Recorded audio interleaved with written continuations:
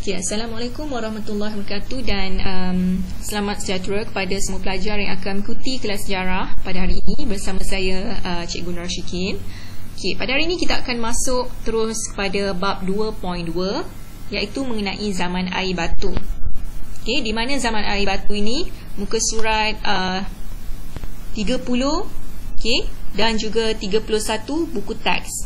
Kamu boleh rujuk muka surat 30 dan 31 buku teks sejarah ya, zaman air batu, or we call it as ice stone age ya, zaman air batu, ice stone. Okay. Peringkat ice stone ataupun zaman air batu ini ada 4 peringkat. Okay. Kalau kamu boleh lihat di muka surat 32 buku teks kamu, okay, di sini dia telah simpulkan. Okay, dia telah buat conclusion di sini. Okay, there are 4 stage in ice stone age. Okay, bermula dengan zaman Miocene, Pliocene, Pleistocene dan juga Holocene. Okay, dia ada dia punya garis masa atau kita panggil sebagai timeline dia kat sini lah. Okay, ini secara ringkasnya lah. Saya dah buatkan slide untuk kamu. Okay, ini secara ringkasnya zaman air batu. Okay, bermula dengan zaman Miocene. Okay, saya nak kamu di rumah sebut sama-sama dengan saya. Zaman pertama, okay, the first stage we call it as a Miocene stage. Zaman ataupun peringkat Miocene. Okay, kemudian yang kedua adalah Pliocene. Okay, Pliocene. Yang ketiga adalah Pleistocene. The third stage is Pleistocene. Dan yang keempat adalah Holocene. Okay, this is the last stage in ice stone era. Okay, kita panggil sebagai Holocene. Zaman Miocene berlaku pada waktu bila? Berlaku pada 23 juta hingga 5 juta tahun yang lalu. Sangat lama. Kemudian beralih kepada zaman yang kedua iaitu zaman Pliocene, berlaku antara 5 hingga 2 juta tahun yang lalu. Dan yang seterusnya peringkat ketiga Pleistocene, berlaku antara 2.5 juta hingga 10,000 tahun yang lalu. Dan yang keempat adalah zaman Holocene, berlaku pada 10,000 tahun yang lalu. So, jika kamu ada menonton video saya sebelum ini, okay, saya telah mention, I already mentioned, okay, in that video, di zaman air batu, peringkat zaman penyejukan ataupun cuaca sangat sejuk berlaku antara 2.5 juta hingga 10,000 tahun yang lalu. So this happened in the third stage lah, okay, zaman Pleistocene, okay, Pleistocene dan juga Holocene. Okay. Jadi zaman ini, peringkat ini zaman yang paling berlaku zaman yang paling sejuk, okay, di antara keempat zaman ini. Okay, kita akan pergi satu persatu. Okay, di mana kita akan pergi dulu kepada zaman Miocene. Okay, zaman Miocene berlaku antara 23 hingga 5 juta tahun yang lalu. Gunung ganang yang ada pada hari ini telah terbentuk secara fizikal. Okay, mamalia telah wujud dan berkembang di bumi. Begitu juga dengan hidupan di laut dan di air. Suhu dunia panas dan kering. So, pada zaman air batu, okay, bukan sahaja zaman itu sejuk saja, no. Okay, apa yang berlaku pada zaman air batu juga pada waktu zaman dahulu, okay, termasuklah berlakunya cuaca yang panas juga. Okay, itu juga kita sebut sebagai zaman air batu, termasuk dalam zaman air batu. Suhu dunia sangat panas dan kering. So the weather is too hot and dry. Okay, so ini dipanggil sebagai cuaca yang kita panggil sangat sangat panas. Bila kita lihat rumput dia kuning, rumput dia coklat, okay, the yellow grass, the brown grass. So kita tahu zaman itu cuaca itu sangat panas, sangat kering. Ini merupakan gambaran sajalah, okay, gambaran pada zaman Miocene, di mana gunung ganang pada waktu itu pun telah wujud, okay, dan telah terbentuk secara fizikal. Dan ada haiwan, ada juga binatang-binatang yang telah wujud pada waktu itu, sama ada di darat ataupun di dalam di laut lah, di air. Okay. So yang kedua, kita pergi kepada peringkat yang kedua, iaitu peringkat Pliocene, zaman Pliocene. Zaman Pliocene ni apa yang berlaku? Berlaku pada 5.3 juta hingga 2.6 juta tahun yang lalu lah.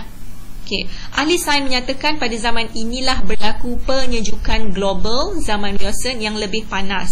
Penyejukan dan pengeringan alam sekitar global menyumbang kepada penyebaran besar padang rumput dan savana pada masa itu. So, what happened in this Pliocene? Okay, it was interchange, okay, between the cold and the hot weather. Okay, so berlaku pertukaran antara cuaca yang panas dan juga cuaca yang sejuk. Okay, jadi cuaca sejuk dan juga cuaca panas ini berlaku ataupun bertukar secara kerap. Okay, it's happen frequently. Okay, it was happen frequently, and then bila berlaku cuaca panas dan sejuk ini secara bergilir, bersilih ganti, ia menyumbang kepada suhu yang lembap. Suhu yang lembap ataupun kita panggil sebagai humid. Okay, humid weather. And then bila berlakunya humid weather ni, cuaca lembap, ia membawa kepada pertumbuhan rumput. Okay, pertumbuhan rumput. So bila rumput tumbuh pada waktu yang lembap, okay, cuaca yang lembap macam ni, so kita nampak kawasan itu hijau lah. Okay, kawasan itu hijau. Kita panggil sebagai kawasan itu kawasan padang rumput. Okay, grassland. Okay, sorry, grassland. Okay. Jadi pada apabila berlakunya cuaca yang lembap, okay, ia menyumbang kepada pertumbuhan rumput ataupun padang rumput ataupun kita panggil sebagai grassland.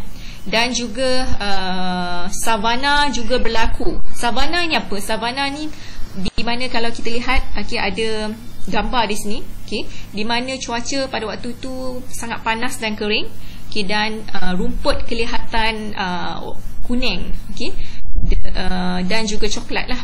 Okay, kalau kita lihat ada nampak gambar melalui gambar yang saya bulatkan ni, okay, dan gambar ini pun kalau kamu boleh lihat, okay, so warna rumput itu agak kekuningan ataupun coklat lah. Okay, jadi inilah kita panggil sebagai savana. Okay, ini persekitaran ini kita panggil sebagai savana.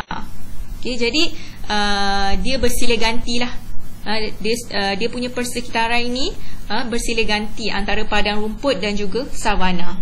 Okay, apabila cuaca sejuk dan juga cuaca panas, dia bertukar.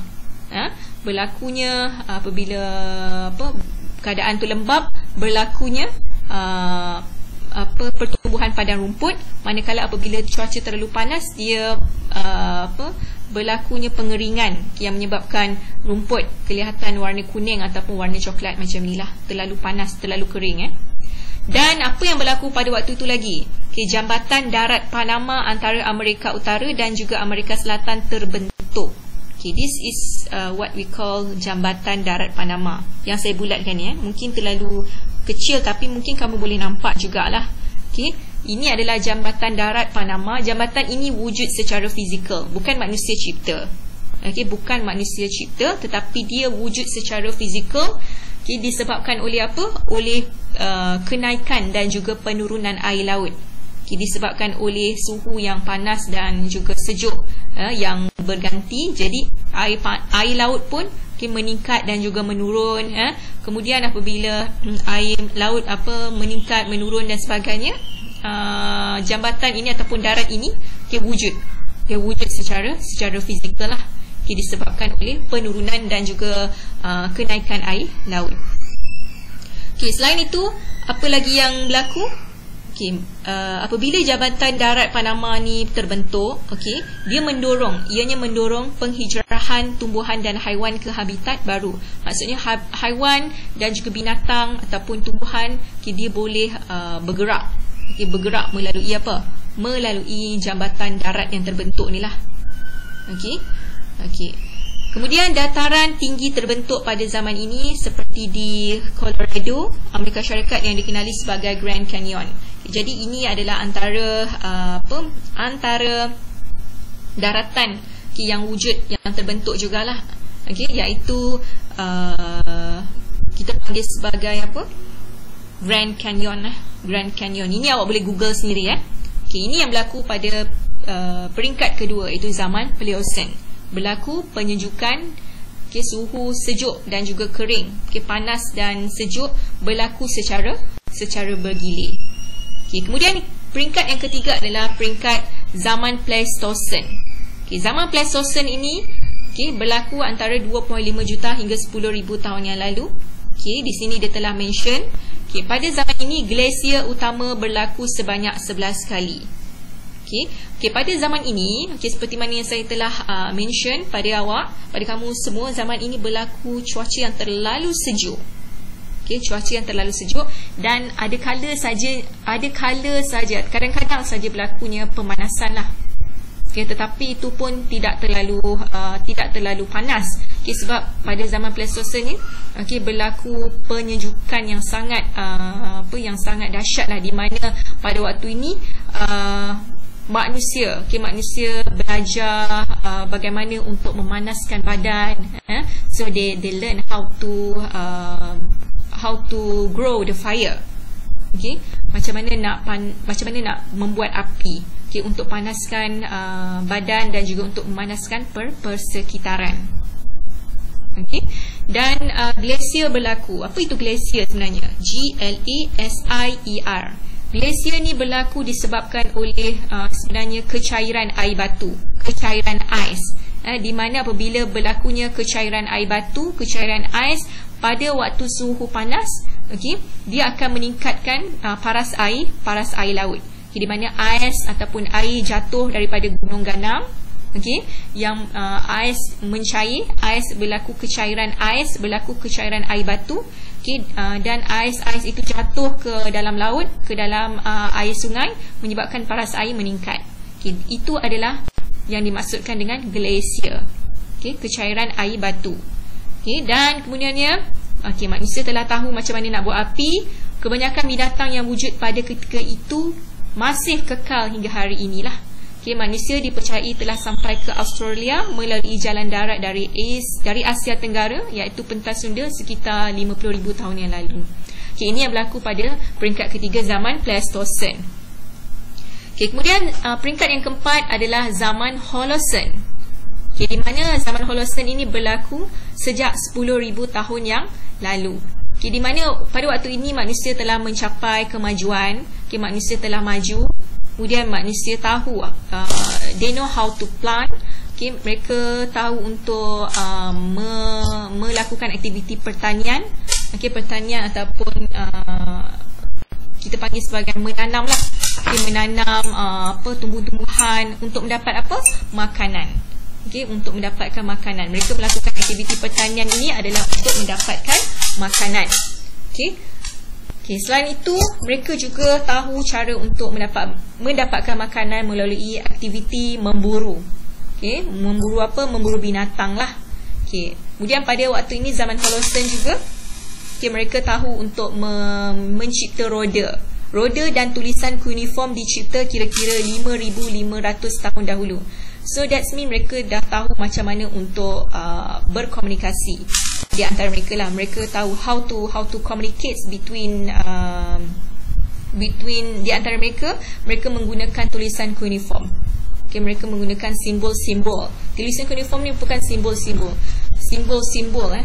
yang dibuat di atas batu, di dinding gua. So they communicate to each other, they interact to each other, using the cuneiform symbol. Mereka tulis di atas batu, di atas dinding gua dan sebagainya. Dan setelah itu, tamadun manusia terus berkembang dalam bidang keagamaan, pendidikan, pentadbiran dan undang-undang. So zaman Holocene, this is the last stage in zaman air batu. Dan ini adalah merupakan zaman di mana manusia telah mengalami kemajuan. Mereka telah mengalami sedikit kemodenan lah. Mereka telah pandai survive. Kita telah pandai berdikari. Bagaimana cara untuk hidup dan sebagainya lah. Jadi untuk zaman air batu ini, keempat-empat zaman ini, actually you have to memorize all of this stage, from Eocene, Pliocene, Pleistocene and Holocene. Jadi setakat ini saja untuk zaman air batu. Dan Okey, dan terakhir sekali sebenarnya saya ada sedikit fakta. Okey, ini kamu boleh lihat dari buku teks kamu juga. Okey, melalui buku teks kamu muka surat 31 tak silap saya, if I'm not mistaken. Okey, so ini dia menyatakan bahawa menurut ahli sains, Milutin Milankovitch nama dia. Milutin Milankovitch, dia menyatakan bahawa beliau menyatakan bahawa pusingan bumi yang mengelilingi matahari ni, kalau kamu boleh nampak di sini jadi inilah yang menyebabkan berlakunya pelbagai perkembangan zaman air batu. Berlakunya panas, berlakunya penyejukan disebabkan pergerakan bumi yang mengelilingi matahari. Suhu bumi menjadi panas dan sejuk, dan juga menyebabkan kecairan air batu apabila bumi menghampiri matahari. Di kawasan inilah. Apabila bumi semakin hampir pada matahari, jadi cuaca akan menjadi panas dan berlakunya kecairan air batu yang dikenali sebagai proses glasier. G-L-A-S-I-E-R. Glasier.